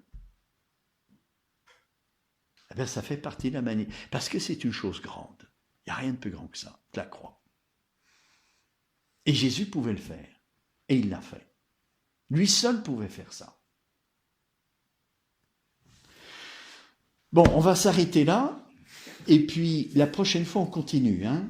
C'est-à-dire on va regarder le raisonnement de saint Thomas. Comment? C'est très intéressant. Ah ben c'est passionnant saint Thomas, c'est sûr. C'est quoi comment il traduit comment? Hein? C'est comme celui-ci, il s'appelle comment ce livre? Eh ben c'est une partie de la somme théologique. Hein. C'est la somme théologique. Les dominicains ont sorti des petits bouquins en coupant les traités. C'est la somme théologique, c'est comme ça. Hein. Oui. Donc des petits traités, ça s'appelle le Verbe incarné. C'est la là, première. Mais il y a plusieurs livrets comme ça sur le Verbe incarné. Hein. Donc il faut prendre le tome premier. C'est tout à fait le tome 1. Tome 1 du Verbe incarné. C'est dans l'édition, comment ça s'appelle déjà? Comment s'appellent ces éditions? Non, mais fascicule. vous asseyez la somme théologique, mais en latin, il faut savoir le latin. Hein. C'est du latin facile, hein, c'est pas du latin compliqué de saint Augustin, c'est beaucoup plus simple. Hein. Le latin de saint Thomas, c'est presque du français. C'est les mots qui changent, mais la construction... Hein? Ah oui, bah, si vous ne savez pas le latin, c'est sûr. Hein. Mais autrement, c'est très très simple, hein, le latin de saint Thomas. Ceux qui savent le latin, vous pouvez lire saint Thomas, c'est très simple. Hein. C'est pas du Cicéron, je ne sais pas qui, hein, mais voilà. Alors, je vous engage parce que les traductions, parfois, on a vu déjà là, le peu qu'on a lu, parfois les traductions ne sont pas tout à fait exactes, hein, pas assez précises. Vous voyez, les harmonies de l'incarnation, mais c'est pas ça. Les harmonies, c'est l'aspect formel, encore une fois. Alors les objections, elles sont toutes dans les harmonies. Les objections, hein, on a vu. Le l'être de Dieu, ça convient pas à l'incarnation du tout. Ça semble. En fait, c'est pas contraire. Hein. Tandis que la convenance touche la finalité. Pourquoi Dieu a choisi ce moyen de s'incarner? La finalité. Alors là, vous voyez bien, dans le raisonnement d'autorité, on voit bien qu'il s'agit de la révélation pour le salut. Alors là, il y a des convenances. Ça convient pour notre salut que Dieu s'incarne comme ça, se donne comme ça. Vous voyez ?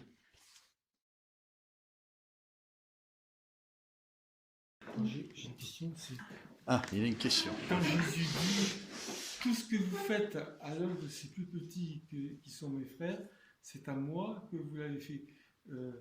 Est-ce qu'il faut prendre ça au sens figuré ou au sens allégorique? Quel est le réalisme de cette parole de Jésus? C'est ce que je veux dire. Eh bien, le réalisme de la parole de Jésus, c'est que ce qu'on fait au plus petit, eh bien, c'est comme si on le faisait à lui. C'est comme si ou c'est à moi que vous l'avez fait? Oui, mais attends, Jésus veut prendre la place du plus petit et du plus pauvre, qu'il a prise à la croix. Hein? À la croix, c'est le plus petit et le plus pauvre. Donc, si on le fait, si on ne fait pas au plus petit d'entre les nôtres, on ne le fera pas à Jésus non plus. Jésus crucifié à travers tous ceux qui sont habités par le Christ. Hein. Voilà. Si l'homme est une créature de Dieu, mais il est aussi fils de Dieu, et un chrétien est habité par le Christ. Alors ne pas faire au plus petit, même s'il n'est pas chrétien, la charité, ne pas vivre de la charité fraternelle, qui est un commandement de Jésus, la charité fraternelle. Et la charité fraternelle, elle se fait pas seulement à l'égard de ceux qu'on aime, mais à l'égard de toute personne humaine. Parce que la mesure de la charité fraternelle, c'est l'amour de Christ pour l'homme. Et Jésus est mort à la croix pour tout le monde, pas seulement pour les apôtres, mais aussi pour tout le monde, y compris ses ennemis. Alors, si Jésus dit ça, ce que vous n'aurez pas fait au plus petit d'entre les miens, c'est pour nous faire comprendre justement qu'il n'y a pas d'acception de personne dans la charité fraternelle. Alors, le fait de ne pas le faire au plus petit, parce que l'homme s'intéresse forcément aux plus puissants, hein, ce sont ceux-là qui sont intéressants, parce que ce sont ceux-là qui gouvernent, ce sont ceux-là qui ont le pouvoir, donc l'homme spontanément s'intéresse aux personnes importantes, puissante, et Jésus nous demande d'exercer la charité fraternelle à l'égard des plus petits, des plus pauvres, parce que à travers les plus petits et les plus pauvres, il y a comme une présence du Christ. Vous voyez, quand dans une famille, il y a un enfant handicapé, par exemple, hein, eh bien, ça réclame beaucoup plus d'amour, beaucoup plus de charité fraternelle face à la fragilité. Et donc, cette attention de charité fraternelle, c'est comme une présence de Christ, vous voyez, parce qu'il requiert plus de charité fraternelle qu'un autre, à cause de sa fragilité. Donc, c'est comme une présence du Christ. C'est ça que Jésus peut dire ça, hein, ce que vous n'aurez pas fait au plus petit d'entre les miens, vous ne l'avez pas fait à moi. Parce que dans les plus pauvres, les plus misérables, il y a comme une présence du Christ. La présence du Christ, elle suscite la charité fraternelle. Oui, une attention de la part de tous. Pas quand il était sur terre à faire son chemin de croix. Hein. Mais quand il reviendra dans sa gloire, on sera tous attirés par lui. Donc partout où il y a une attraction d'amour, c'est Dieu qui est présent, une attraction profonde. Alors, ce qu'on ne fait pas au plus petit, on ne le fait pas à Dieu. Parce que Dieu prend toujours la place du dernier. Hein, je ne suis pas venu pour être servi, mais pour servir, la place du plus petit.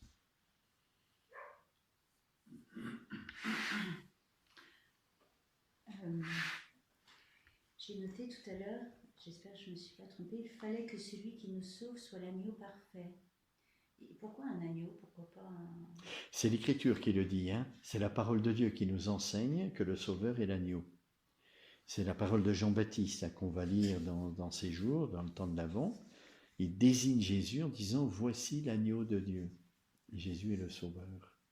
Il y a une raison pour que ce soit un agneau oui, alors, la parole agneau est un symbole qui vise à donner quelques qualités du Christ. Hein. C'est la douceur, par exemple. C'est l'innocence. C'est celui qui ne se défend pas. Un agneau ne sait pas se défendre. Vous voyez, toutes ces choses-là sont symbolisées par le mystère de l'agneau. Et donc Jésus est l'agneau, il y a beaucoup d'autres choses aussi, hein, mais Jésus est l'agneau parce qu'il ressemble à l'agneau dans ces dimensions-là. Vous voyez, il est l'agneau qui est le sacrifice, alors en plus au point de vue religieux, hein, c'est le sacrifice d'expiation, l'agneau, qui était fait chaque jour. Donc Jean-Baptiste, quand il désigne Jésus, voici l'agneau de Dieu, il est inspiré par l'Esprit Saint, c'est le Sauveur qui va expier, le sacrifice qui va expier le péché de tout le monde. Et en même temps, Jean-Baptiste nous donne une autre révélation, hein, celui qu'est l'époux et l'épouse. Il est l'agneau et l'époux. Ce qui pour nous est difficile à unir. Vous voyez, parce que l'agneau c'est la miséricorde et l'époux c'est l'amour. Alors nous on fait miséricorde à ceux qui nous offensent, à ceux qui nous blessent. Vous voyez, quand ils nous blessent à répétition, Jésus dit il faut pardonner indéfiniment. Mais ce n'est pas à cela qu'on va confier des secrets personnels d'amour. Vous voyez, pour nous, la miséricorde et l'amour, ce n'est pas du tout la même chose. Hein. On confie ces secrets d'amour à ceux qui nous sont proches, mais pas à ceux qui nous offensent. Eh bien, Jésus est les deux. Il est l'agneau et l'époux. Ça nous fait comprendre plein de choses. Hein. Quand on va se confesser, vous voyez, eh bien, Jésus, il est l'agneau, il fait miséricorde, mais l'époux. C'est-à-dire, il se sert de nos fautes pour nous faire entrer plus profondément dans son cœur.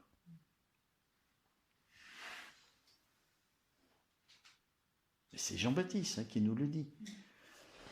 Jean-Baptiste a été très inspiré par l'Esprit Saint.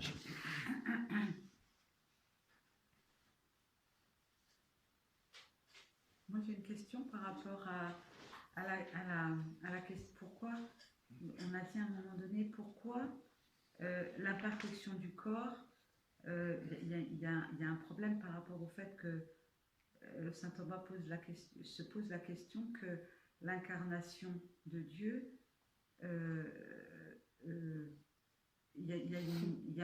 c'est opposé au fait que le corps est imparfait. En quoi le corps est imparfait? Limité, vous voyez. Ah, c'est pas Il est imparfait. limité, Alors, limité. le terme utilisé n'était pas bon. Ben, imparfait, la limite est une imperfection si vous le comparez à ce qui n'est pas limité. Vous voyez. D'accord, c'est dans ce sens-là. Oui. Parce que Dieu est infiniment grand, il ne peut être contenu par rien. Et voilà qu'il s'unit, il habite dans le Christ d'une manière toute spéciale. Alors qu'est-ce que ça veut dire cette habitation, puisqu'il est infini? Il ne peut pas être contenu dans quelque chose. Donc ça semble ne pas convenir à l'être de Dieu qui n'est pas limité. Il ne peut pas être limité parce qu'il est infini. Alors, il est l'Emmanuel, il vient habiter au milieu de nous. Mais qu'est-ce que c'est que cette habitation? Parce que ce n'est pas un lieu. Vous voyez, un lieu est limité. Dieu ne peut pas être limité. Alors ça nous fait toucher du doigt qu'il y a des modalités de présence de Dieu qui sont différentes. Et il y a la présence de Dieu qui est due au fait qu'il n'est pas limité, c'est l'omniprésence. Il y a la présence de Dieu par son action. Vous voyez, si je vous marche sur les pieds, vous saurez que je suis là parce que je pèse lourd. Oui. Si, Mais merci. c'est pas lui. Lui, c'est lui, Si. je comprends. Ah, j'ai compris, vous me mettez en boîte. Et puis, il y a, si vous recevez un coup de fil d'une personne qui vous est très chère, ça vous fait quelque chose. Vous voyez, ça ne vous laisse pas indifférente. Elle n'est pas là physiquement. Elle agit sur vous par mode d'action. Elle est présente par mode d'action. Dieu créateur est présent par mode d'action. Ça, c'est la présence d'immensité.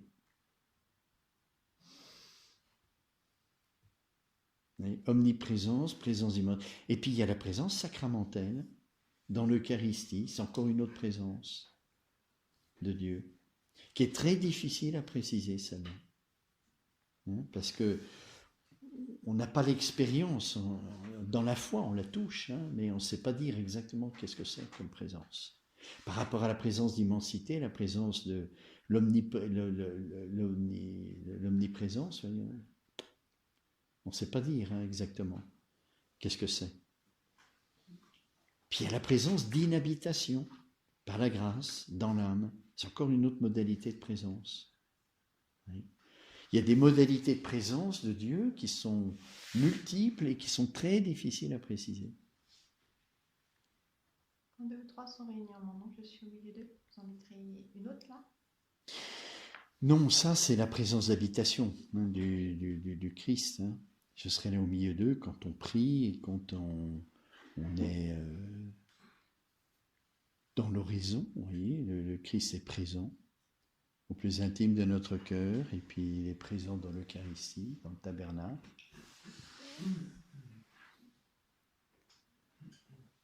Pour être à l'heure à la messe, Pérou. Ah oui, bien sûr, oui. Tout à fait. En tout cas, merci pour. Voilà. Alors, une autre question. Est-ce qu'il y a d'autres questions? Autrement, oui. Par rapport à la question du péché, Jésus s'incarne pour enlever le péché du monde. Alors, on va le voir, c'est une des questions Donc, qu'on ça a sera vues. plus loin. Est-ce que ça fait partie de la première question, les convenances de l'incarnation? Est-ce que le but de l'incarnation, c'est de nous enlever le péché originel ou le péché actuel? Vous vous rappelez? Oui. Le péché actuel, c'est le péché tout simplement, le péché volontaire. Parce que le péché du monde, le péché originel, celui-ci n'est plus. N'est plus. En fait, comme Jésus s'est incarné, Oui. que Jésus dit qu'il prend le péché, est-ce Oui. qu'on peut considérer qu'il n'y ait plus ce péché? Ah si, il y est. Que On est les tous. conséquences du péché, notre péché. Ah non, personnel, on est tous avec le péché originel. Toujours encore. Ah oui, bien sûr. Mais c'est le Christ qui nous en délivre par son incarnation et sa rédemption. Quand on est baptisé, on est uni à Jésus, crucifié. Et donc là, on est délivré du péché originel. Si on n'est pas baptisé, mais qu'on croit en Jésus et qu'on l'aime, là aussi, on peut être libéré du péché originel. On est libéré du péché originel. Mais le baptême ajoute quelque chose quand même, parce que y a le caractère qui nous marque l'âme pour l'éternité. Une marque d'amour de Dieu au plus intime de mon âme pour l'éternité. Au ciel, on verra ceux qui ont été baptisés et ceux qui n'ont pas été baptisés. Ceux qui ont été baptisés, ils auront une gloire supplémentaire. C'est d'être marqués par l'amour de Dieu. C'est impossible de se faire débaptiser. Non, c'est pour l'éternité. Alors quand les gens disent qu'ils se font débaptiser pour se faire baptiser selon la République, ça rime à rien. Parce qu'on ne peut pas enlever le caractère du baptême. C'est de l'apostasie, c'est-à-dire on renonce à la foi chrétienne, mais on ne ne peut pas enlever même le caractère du baptême, il demeure même si on renie sa foi. Même si on perd la grâce, il demeure. C'est indélébile. On est marqué pour toujours. Et si on va en enfer, ça sera une cause de souffrance supplémentaire. Ça m'a permis de me répondre à la question. J'ai déjà, pendant plusieurs années, je ne trouve pas les réponses. Dans le Christ roi, le dernier dimanche, cet évangile sur le jugement dernier, donc les brebis et les boucs sont séparés. Et en fait, cet évangile met en lumière que le jugement dernier, final, se fait non pas parce que tu es allé à la messe, tu priais, tu étais baptisé, mais en fait, on peut être même inconscient, mais tout ce que tu n'as pas fait, ce petit, même non pas parce que tu as fait du mal, mais parce que tu n'as pas fait. Le bien que tu devais Et faire. en fait, ça me fait trembler cet évangile, qu'en fait, il ne dit pas parce que tu n'as pas allé à la messe de dimanche, vous voyez. Et du coup, ça ne surgit pas du tout du côté sacramental. Je me dis, en voyant ce jugement final, cet évangile, je me pose une question en tremblant. Mais en fait, est-ce que, vous voyez, je peux être jeté en dehors, tout simplement parce que je n'ai pas fait le bien que j'ai pu faire à mon prochain. Du coup, cet évangile me paraît très sévère. Je me dis, à quoi ça peut servir le baptême? Ça met en cause le bâtème. Vous voyez, à chaque fois qu'on lit la parole de Dieu et qu'on a l'impression que Jésus est sévère, vous pouvez dire que ce n'est pas la bonne interprétation, sûrement pas. Vous voyez, parce que Dieu est amour, alors ça n'exclut pas qu'il est juste, hein, et qu'il peut prendre le fouet pour chasser les vendeurs du temple. Hein. Mais il prend cet exemple comme pour dire que la mesure du jugement, c'est la charité fraternelle. Parce que la charité fraternelle vérifie notre lien avec Dieu. Vous voyez, notre lien avec Dieu, je peux aller à la messe et y aller par tradition. Je peux aller à la messe parce que, parce que je ne sais pas quoi faire d'autre. Enfin bref, vous pouvez avoir plein de motivations pour aller à la messe. Mais celle-là, quand vous avez ces motivations, il y a quelque chose dans la charité fraternelle qui ne s'actuera pas. Ça sera de la générosité peut-être, mais pas de la charité fraternelle. Si j'aime le Christ, je vais aimer tous ceux qu'il aime. Il est mort à la croix pour tout le monde. Donc, si j'aime un amour authentique du Christ, ça se vérifie à la charité fraternelle.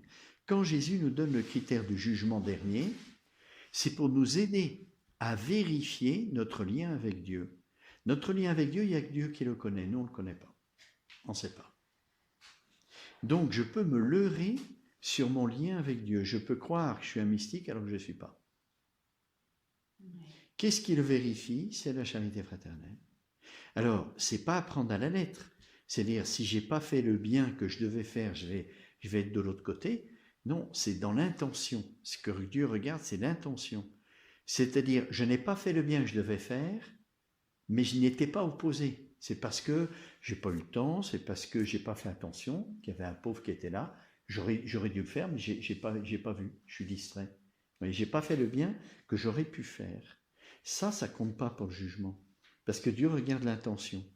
Si je suis en face d'un pauvre et que volontairement, je ne fais pas quelque chose pour lui, pas seulement de donner la monnaie, mais une petite prière, c'est suffisant. Je ne m'oppose pas au plus petit, au contraire, je fais quelque chose, mais même une prière, tout simple, voilà, ça vérifie mon lien avec Dieu. Il est authentique. Une petite question aussi, si Adam et Ève n'avaient pas péché, écoutez bien, pardon, je peux pas imaginer, est-ce qu'on aurait connu le Christ? Alors c'est une question que pose saint Thomas, on l'a lu. Oui, si l'homme n'avait pas péché, le Verbe se serait-il fait chair? Pourquoi saint Thomas pose cette question? C'est pas à cause de la polémique de son temps, où il y avait déjà des gens qui disaient si l'homme n'avait pas péché, le Christ ne serait pas fait chair. C'est parce que Dieu est amour. Et dans l'amour est inclus le don de soi. On ne peut pas dire qu'on est amour si on ne se donne jamais. Alors, Si l'homme n'avait pas péché, étant donné que Dieu est l'amour infini, est-ce qu'il serait donné dans l'incarnation? Est-ce qu'en raison du fait que Dieu est amour infini, est-ce que ça ne convenait pas que de toute façon il s'incarne? Parce qu'il est l'amour, donc gratuit. C'est la question qu'il pose. Je ne dis pas que c'est la réponse juste. Hein. Et saint Thomas dira non. Il dira non? Non, il dira non. Ah, oui. Il dira, on ne peut pas dire. Il dit pas non, c'est pas vrai. Il dit, on ne peut pas le dire. Mais si on regarde l'Écriture et la théologie part de la parole de Dieu, toutes les raisons qui sont données au mystère de la rédemption, c'est le péché de l'homme. Vous ne trouverez pas une autre raison. Donc, c'est de l'ordre de la convenance. C'est-à-dire, on ne peut pas dire oui ou non. Mais ça convient de dire que la raison pour laquelle Dieu s'est fait chair, c'est le péché de l'homme. Parce que l'Écriture nous enseigne que ça. Maintenant, il ne peut pas dire c'est faux. Mais il dit la convenance, c'est dire que... Voilà. Bon, on le verra ensemble. Hein. C'est trois dieux. C'est Jésus, le Saint-Esprit et le Père. Oui. Si on ne connaît pas Jésus, on ne connaît pas Dieu totalement. Oui. Donc, Alors Il fallait bien que Jésus vienne. il fallait bien qu'on connaisse Jésus. Ah, mais Dieu pouvait se faire connaître autrement que par l'incarnation. Il s'est fait connaître à Abraham par sa parole. Oui, il n'est pas apparu à Abraham, sauf au Shem de Nombré. Hein. Mais est-ce qu'on l'aurait connu aussi bien? Ah, mais non, mais attendez. Si Dieu a choisi ce moyen, c'est pas pour rien, ça appartient à sa sagesse. Voyez? Dans le Contra Gentiles, saint Thomas explique ça. Il dit, du côté de la révélation, la convenance de l'incarnation, c'est parce que l'homme reçoit mieux un enseignement d'un autre homme que de Dieu lui-même. On voit avec les prophètes. Hein. Donc Dieu s'est incarné en prenant une vraie nature humaine pour que l'homme reçoive mieux son enseignement. Mais avant le péché, l'homme et Dieu étaient proches. Oui. En justice originelle. Hein. Ah oui, ta question c'était Adam, il connaissait Dieu, il avait vu Dieu. Est-ce qu'Adam... Non. Adam était créé dans la foi. J'ai repris ta question. Adam n'était pas dans la vision béatifique, il a été créé dans la foi. Parce qu'il devait mériter la vision béatifique. Oui, donc il a été créé dans la foi. S'il était dans la vision béatifique, il n'aurait pas pu pécher. Mais il a péché parce qu'il était dans la foi. Et s'il n'avait pas péché? Ben, c'est ce qu'il faut Mais attendez, la théologie, elle ne se fait pas à partir des possibles. Si. Elle se fait à partir de l'écriture. Ouais. Vous voyez? Oui, mais on peut supposer que saint Thomas, il ait réfléchi à la question. Mais non, mais enfin. Mais oui. Il s'est posé les mêmes questions qu'on se pose. Non. Il part de l'écriture. Et s'il pose la question, si l'homme n'avait pas péché, le Verbe se serait fait chair, encore une fois, comme je vous ai dit, c'est pas à cause de la polémique de son temps, c'est parce que Dieu est amour infini et qu'il convient à l'amour de se donner, d'une manière ou d'une autre. Si Dieu a créé, c'est pourquoi il n'a pas besoin de nous. C'est parce qu'il est amour. Et que l'amour réclame de se donner. Donc Dieu a créé. Mais librement, ce n'est pas une nécessité. C'est là où c'est délicat. Hein, parce qu'on dit que l'amour réclame de se donner, mais c'est un don libre. Donc ne disons pas que Dieu était obligé de créer parce qu'il est amour. Il nous a créés librement. Mais ça convient à l'amour. Alors, s'il nous a créés librement, est-ce qu'il ne pouvait pas s'incarner aussi? Mais ce n'est pas si simple que ça de répondre. Hein. Saint Thomas va répondre. On verra. En théologie scientifique. De théologie scientifique, oui, tout à fait. Après, il y a des réponses dans d'autres dogmes, comme tu dis, là, en théologie mystique, il y a d'autres réponses. Oui. Si on considère l'amour de Dieu. Oui, ça se rejoint. Ah ben oui, parce que la lumière et l'amour en Dieu ne font qu'un. Pour nous, c'est différent. Les raisons sont différentes. Hein. Vous voyez, saint Thomas, toutes les objections, il les prend de la lumière, l'être de Dieu. Immutabilité, infini, bonté, etc. Et puis il y a la réponse de théologie mystique en considérant l'amour de Dieu.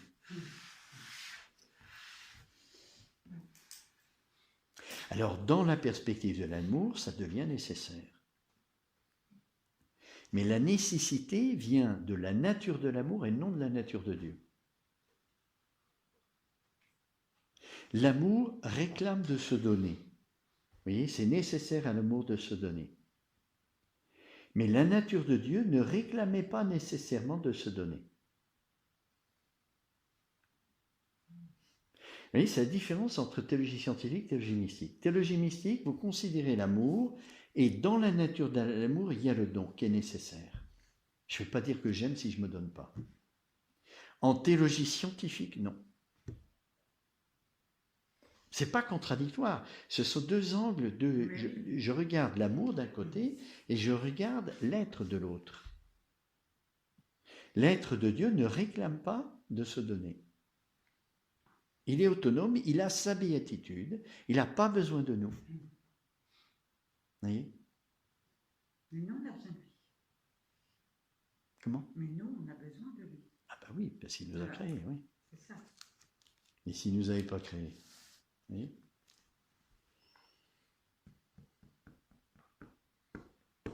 Ah ben, Bon. on ne se poserait pas de questions. C'est difficile, hein, mais c'est une gymnastique qu'il faut faire, vous voyez, entre la théologie scientifique et la théologie mystique. Nous, comme chrétiens, on est plus portés tout de suite à la théologie mystique. Mais si on ne fait pas un peu de théologie scientifique, on ne peut pas aller jusqu'au bout de la théologie mystique. Je vous ai donné quelques exemples. Hein, et d'autre part, non seulement on ne peut pas aller jusqu'au bout, mais alors elle va se corrompre, cette théologie mystique, vous voyez, parce qu'on va faire des projections humaines dessus. C'est ça, puis on ne se pose pas les bonnes questions. En fait. Ouais.